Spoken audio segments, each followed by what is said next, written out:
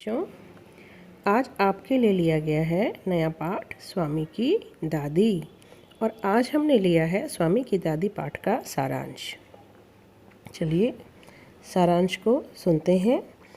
स्वामीनाथन की दादी एक बंद कोठरी में अपने सामान के साथ रहती थी। उनका सामान था 5 दरियाँ, 3 चादरें, 5 तकियों वाला भारी भरकम बिस्तर और 2 बक्से। रात के भोजन के बाद स्वामीनाथन दादी के पास उनकी गोद में सिर रख कर लेटा हुआ था। उसने दादी को राजम और मणि की पहले दुश्मनी और फिर दोस्ती की कहानी सुनाई। उसने दादी को बताया कि राजम के पास सचमुच की पुलिस की वर्दी है। उसके पिता पुलिस अधीक्षक हैं, अर्थात पुलिस के सबसे बड़े अफसर। दादी काफ़ी प्रभावित हुई। उन्होंने स्वामीनाथन को उन दिनों की कहानी सुनानी शुरू की जब उसके दादा रौबदार सब मजिस्ट्रेट थे। उनसे पुलिस वाले और खूंखार डाकू सब डर कर काँपते थे। स्वामीनाथन की दादी बोलती जा रही थी और वह ऊबने लगा था। ऊबने का मतलब होता है बच्चों बोर होना। उसने उन्हें बीच में ही रोका। वह राजम के बारे में बताने लगा।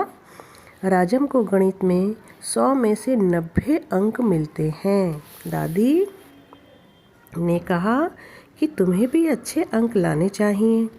दादी फिर दादाजी की कहानी कहने लगी। तुम्हारे दादा कभी कभी ऐसे उत्तर देते थे कि परीक्षक चकित रह जाते थे।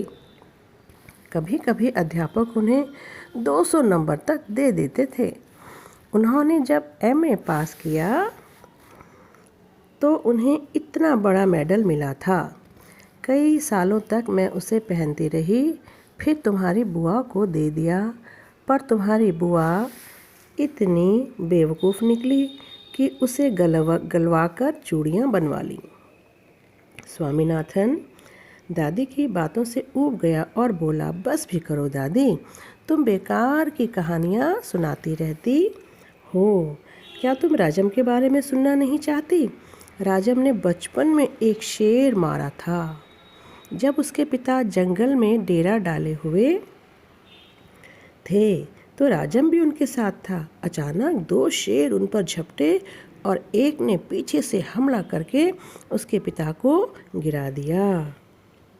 दूसरे ने राजम का पीछा किया। राजम एक झाड़ी में छिप गया।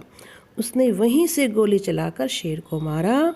स्वामीनाथन को लगा कि दादी ने कोई प्रत्युत्तर नहीं दिया, यानी दादी ने जवाब नहीं दिया। इसका मतलब वह सो गई हैं। स्वामीनाथन चिढ़ गया। उसने दादी से कहा कि दादी, अब मैं तुम्हें कुछ नहीं बताऊंगा। तुम राजन को पसंद ही नहीं करती। तुम्हें शेर की कहानी पर विश्वास नहीं हो रहा। लेकिन दादी ने जब उसे विश्वास दिलाया कि राजन सचमुच बहुत प्यारा लड़का है तो स्वामीनाथन फिर से खुश हो गया। दादी ने उसे हरिश्चंद्र की कहानी सुनानी शुरू की और कहानी सुनते सुनते स्वामीनाथन खर्राटे लेने लगा। दादी भी उसे रुक रुक कर बोलने लगी और फिर वह भी सो गई। तो बच्चों, यह एक स्वामी की दादी की कहानी है और आप ध्यान से देखिए, स्वामी की उम्र भी आपके ही लगभग है, यानी वो भी 10-11 साल का बच्चा है और अपनी दादी से बहुत प्यार करता है, अपनी दादी के साथ सोता है। तो सबसे बड़ी बात यह है कि अपने बड़ों की आप रिस्पेक्ट करेंगे। जिनके घर में दादी, दादा, नानी, नाना, बड़े लोग हैं, उनके साथ आप अपने अच्छे से संबंध रखिए, उनसे प्यार से बोलिए। और देखो, दादी और नानियों के तो कितने फ़ायदे होते हैं, ठीक है ना। तो आशा करती हूँ कि आप इस कहानी को अच्छे से पढ़ेंगे और समझेंगे और आपसे मैं इस कहानी का सारांश भी अवश्य सुनूंगी। एक बार आप सभी बच्चों को दीपावली की बहुत बहुत शुभकामनाएं। और दीपावली के साथ ही सबसे खुशी की बात है कि बाल दिवस यानी चिल्ड्रंस डे भी आ रहा है। तो मेरे प्यारे बच्चों, आप सभी को बाल दिवस की भी बहुत बहुत शुभकामनाएं।